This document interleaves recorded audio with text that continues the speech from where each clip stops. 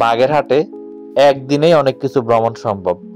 শুরুতেই হযরত খানজাহান আলী রহমতুল্লাহের মাজার সংলগ্ন দিঘি এবং মাজারটা দেখে পাশেই হচ্ছে ৬ গম্বুজ বিশিষ্ট মসজিদ, যেটা রেজা খোদা মসজিদ নামে পরিচিত। এটার বিশেষত্ব হচ্ছে গম্বুজগুলো হচ্ছে অষ্টভুজাকৃতির। তারপর ৬০ গম্বুজ সংলগ্ন সিংগাইর মসজিদ, যেটা ১ গম্বুজ মসজিদ নামে পরিচিত। এখানে সুন্দরবনের অনেক ফল পাওয়া যায়। এরপর ঐতিহাসিক ৬০ গম্বুজ মসজিদের ভিতর বাইর চারপাশটা দেখে পশ্চিম পাশে আছে ঐতিহাসিক ঘোড়া দিঘি। এরপর বাগেরহাট জাদুঘর দেখে বিবি বেগনি মসজিদ, এটাও কিন্তু ঐতিহাসিক মসজিদ, এবং চুনাখোলা মসজিদ দেখে চলে আসলাম যশোর হয়ে কুষ্টিয়া। আমরা আগের দিন সন্ধ্যায় বাগেরহাট চলে আসলাম। রাতের বাগেরহাটটা উপভোগ করে জুলাই চত্বর সংলগ্ন রাজধানী হোটেলে এই রুমটা ৫০০ টাকায় বানাছিলাম। ভোরে ঘুম থেকে উঠে ৪০ টাকা লেগুনা চলে আসলাম মাজার শরীফের কাছে। এখানে যে পলিটিক্যাল পোস্টারগুলা, এগুলা কিন্তু এখানে সৌন্দর্য নষ্ট করে ফেলছে। সে যাই হোক, ভিতরে প্রবেশ করলে এখানে বড়টাই হচ্ছে খানজাহান আলী রহমতুল্লাহের মাজার।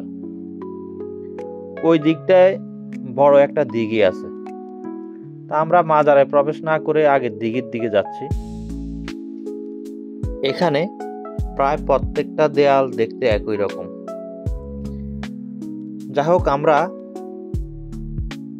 দিঘির পাড়ে চলে আসলাম। দিঘিটা কিন্তু অনেক বিশাল, প্রায় ২০০ বিঘা। দিঘির প্রকৃত নাম হচ্ছে খানজেলি দিঘি। হযরত খানজাহান আলী রহমতুল্লাহি কালা পাহাড় ও দলা পাহাড় নামে কয়েকটা কুমির এই দিঘিতে ছেড়েছিলেন। এখানে লাল শাপলা দিঘিটার সৌন্দর্য অনেক বৃদ্ধি করেছে। সকালে সূর্যের আভা দিঘির সৌন্দর্য অনেক বৃদ্ধি করেছে। যারা এখানে শিক্ষা সফরে আসে তারাও কিন্তু যা খুশি তা পেলে রেখে যায়। জানি না তারা এখান থেকে কি শিক্ষা নিয়ে যায়। যা হোক,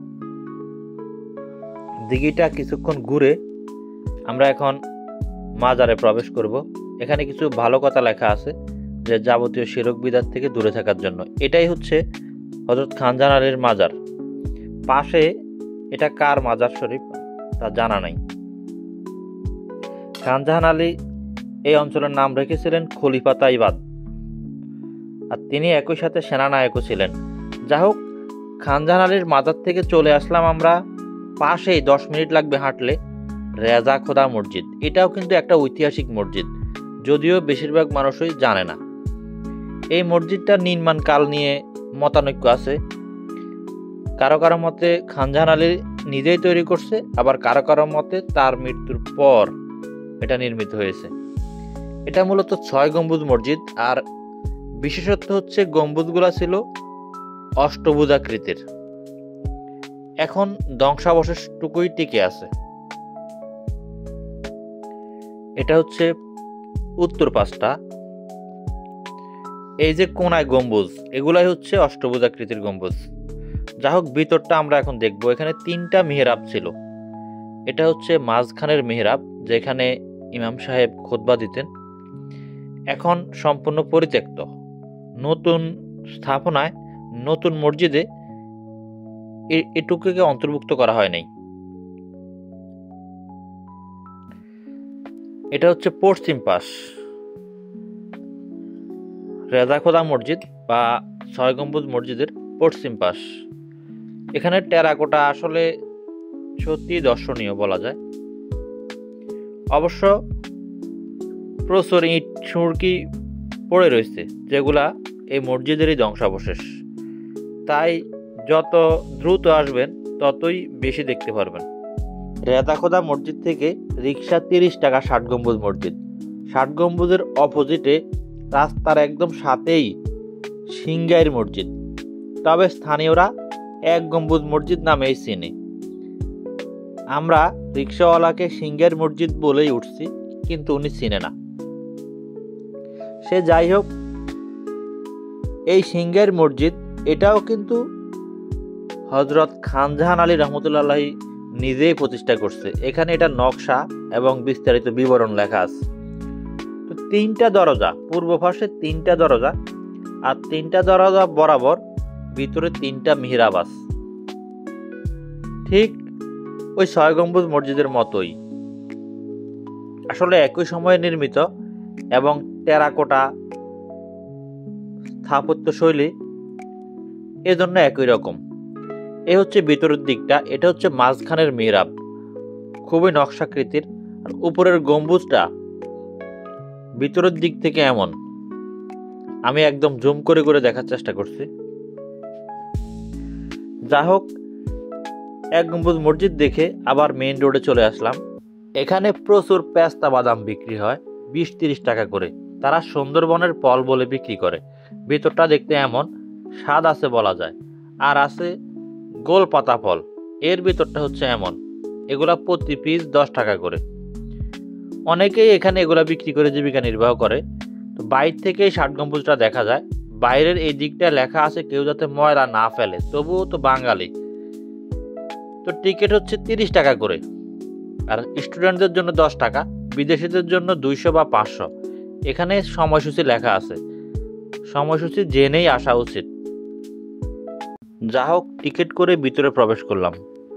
ইউনেস্কো ঘোষিত বাংলাদেশের 3টি বিশ্ব ঐতিহ্যবাহী স্থানের একটি হচ্ছে এই 60 গম্বুজ মসজিদ। ঢুকলেই ডান পাশে হচ্ছে বাগেরহাট জাদুঘর। আমি আগেও 60 গম্বুজ দেখতে আসছি, কিন্তু তখন জাদুঘরটা বন্ধ ছিল। আজকে সেটা দেখা হবে। তো বাইরের দিক থেকে দেওয়ালের উপর দিয়েই মসজিদটা ভালোভাবে দেখা যায়। দূর থেকে দেখলে এর গঠন শৈলী ভালো করে বোঝা যায়, কাছে গেলে অতটা বোঝা যায় না। যা হোক, গেটেই এর ইতিহাস লেখা আছে, বিশ্ব সাংস্কৃতিক ঐতিহ্য 60 গম্বুজ মসজিদ।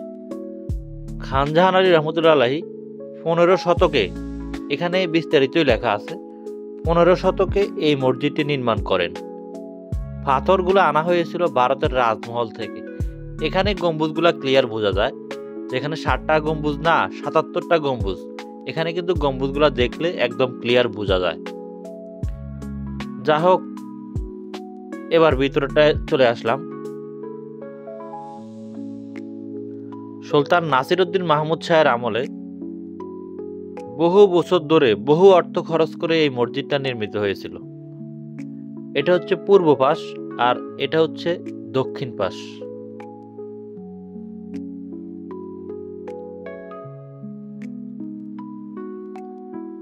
তুগলকি ও জৈনপুরী নির্মাণ শৈলী এই মসজিদের দৃশ্যমান।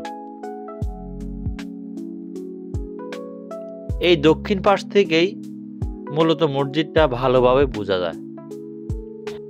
খান জাহান আলী রহমতুল্লাহ প্রতিষ্ঠিত 60 গম্বুজ মসজিদের আসলে গম্বুজ সংখ্যা কয়টা আমরা এখন গণে দেখব।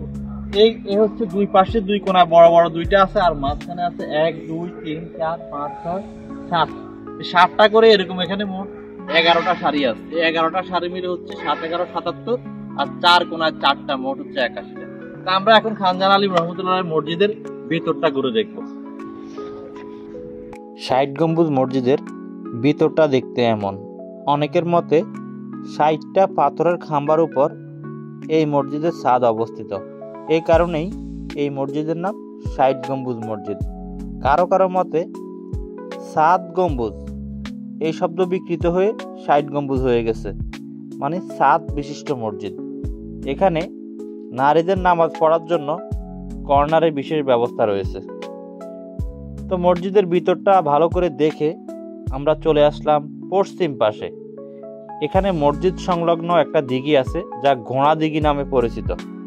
খান জাহান আলী রহমতুল্লাহ আলাইহি বাগেরহাটে 360টি দিঘি নির্মাণ করেন।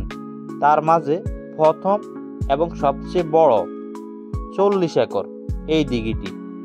3টা মৌজা এর অন্তর্গত। লাল শাপলা এই দিঘির সৌন্দর্য অনেক বৃদ্ধি করেছে। এই দিঘির ইতিহাস হচ্ছে, তৎকালীন সময়ে এই অঞ্চলে কিন্তু সুপেয় পানি ছিল না, সব লবণাক্ত পানি, যেহেতু সুন্দরবনের একটা জেলা।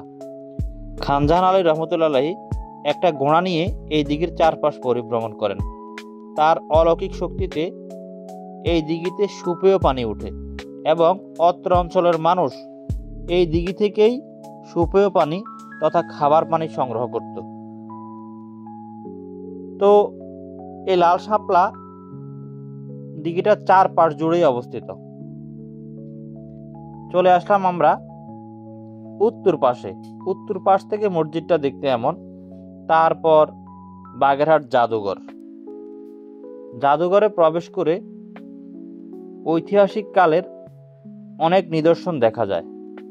এখানে সবগুলা মসজিদের নাম ক্রমান্বয়ে লেখা আছে, খান জাহান আলী রহমতুল্লাহ প্রতিষ্ঠিত মসজিদগুলা, এবং একটা নকশাও আছে। এছাড়া বিভিন্ন সময়ে প্রাপ্ত বিভিন্ন ঐতিহাসিক নিদর্শন এখানে সাজানো আছে। তৎকালীন সময়ে ব্যবহৃত বিভিন্ন বস্তু, বিভিন্ন উপকরণ এখানে সাজানো।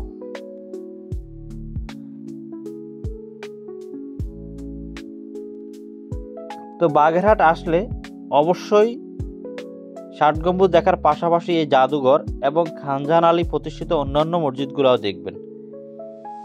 এখানে কুমিরের একটা প্রতিকৃতি আছে। মূলত খান জাহান আলী রহমতুল্লাহি 2টা কুমির ছেড়েছিলেন কালা পাহাড়। ওনার বসতভিটায় এই প্রত্নতাত্ত্বিক নিদর্শনগুলো পাওয়া গেছে। এটা হচ্ছে প্রতিকৃতি। এখানে 81টা গম্বুজ ক্লিয়ারলি গোনা যায়। যা হোক, ৬০ গম্বুজ সংলগ্ন দিঘির পশ্চিম পাড়ে এই রাস্তা ধরে একটু সামনে গেলেই বিবি বেগুনি মসজিদ। এই মসজিদটিও ৬০ গম্বুজ ইউনিয়নের বারাকপুর গ্রামে অবস্থিত।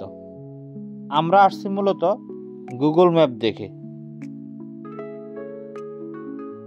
এই মসজিদের নির্মাণ শৈলী দেখে এটাও খান জাহান আলী রহমতুল্লাহ প্রতিষ্ঠিত বলেই ধারণা করা হয়, যদিও কোনো সুনির্দিষ্ট প্রমাণ নেই। ভিতরের নকশাটা দেখতে এমন, মূল মেহরাব এবং গম্বুজ বাইর থেকে দেখতে এমন। টেরাকোটাগুলা আসলেই দর্শনীয়। খুব কাছ থেকে সূক্ষ্মভাবে লক্ষ্য করলে ভালোভাবে বোঝা যায়। এখানে বিস্তারিত লেখা আছে বিবি বেগুনি মসজিদের। তো প্রত্যেকটা মসজিদেই কাছাকাছি টাইপের টেরাকোটা দেখা যায়।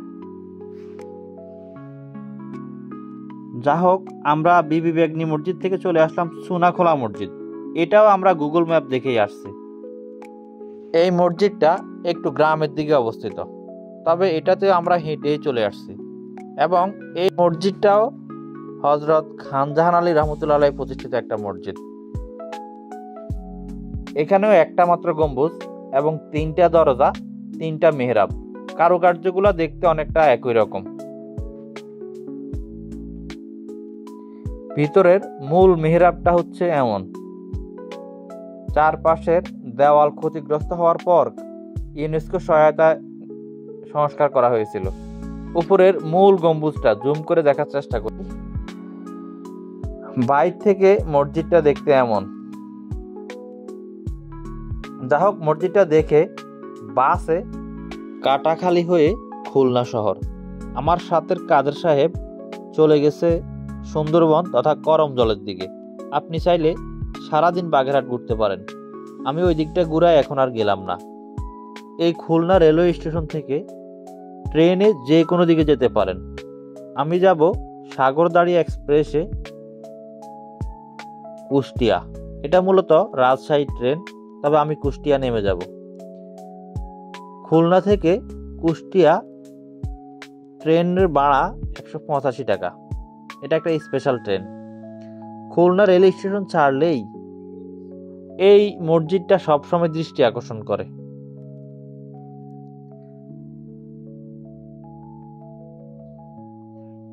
এই দিকের প্রকৃতি, বিশেষ করে এই সময়ের, যে কাউকে বিমোহিত করবে।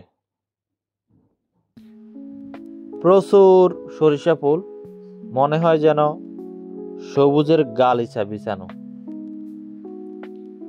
আমাদের ট্রেন যাচ্ছে খুলনা থেকে কুষ্টিয়া অভিমুখে। খুলনা থেকে এই সাগরদাড়ি এক্সপ্রেস বিকেল 4টায় ছাড়ে। যশোর, ঝিনাইদহ, চুয়াডাঙ্গা হয়ে তারপর কুষ্টিয়া। তো আমার সাথে দেখতে থাকুন এই অঞ্চলের প্রকৃতি ও জনজীবন। খুলনা থেকে কুষ্টিয়া এই স্পেশাল ট্রেনের ভাড়া হচ্ছে 185 টাকা।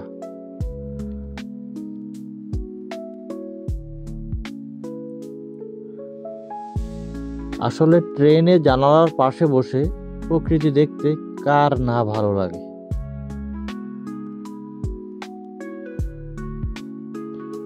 যা হোক, সন্ধ্যার পর পর নামলাম পোড়াদহ জংশন। এখান থেকে অটোতে কুষ্টিয়া শহর তথা চৌড়হাঁস মোড় ভাড়া হচ্ছে 30 টাকা। কুষ্টিয়া শহরের রাতের ভিউ অসাধারণ, অনেকটা রাজশাহীর আদলেই গড়ে তোলা হয়েছে। আগামীকাল এই কুষ্টিয়া থেকে পাবনা, নাটোর হয়ে রাজশাহী যাব ইনশাআল্লাহ। এটাই হচ্ছে চৌড়হাঁস মোড়। এইদিকে অনেক মিষ্টান্ন পাওয়া যায়। পাবনা, নাটোর এবং রাজশাহী ব্লগ দেখার জন্য অবশ্যই সাবস্ক্রাইব করুন।